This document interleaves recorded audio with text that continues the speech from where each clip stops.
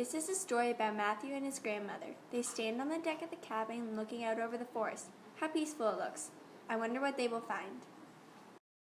It will soon be winter and all the beautiful colors will be white. I wonder what the animals are doing in preparation for the cold weather. I think I will go get binoculars and maybe we can see what the animals are doing now. I think that is a great idea, Matthew.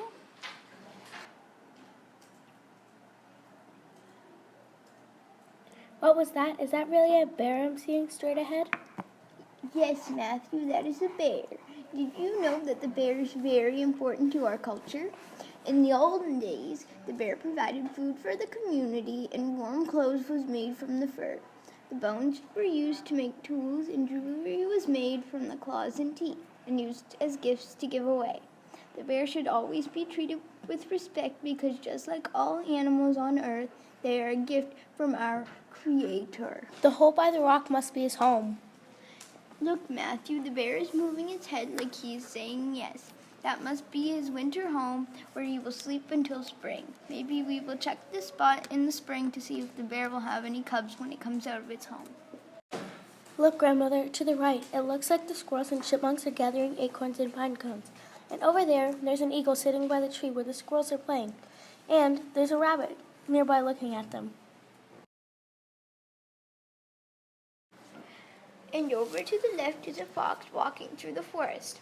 Look, Matthew, straight ahead. There's a deer. Grandmother, what do you suppose is making the deer stare like that? Maybe the deer can hear something that has frightened it.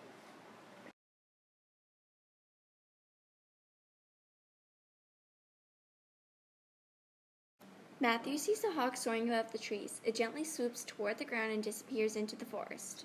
Grandmother, I see a hawk. I bet the hawk is looking for food too. Yes, when a hawk swoops like that, it usually means they are hunting for food.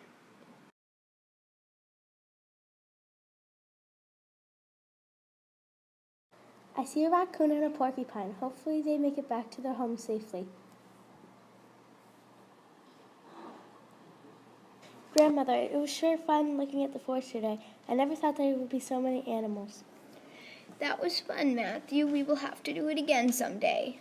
Grandmother and Matthew sure found a lot of things happening in that peaceful-looking forest. How nice they got to share that experience together. The end.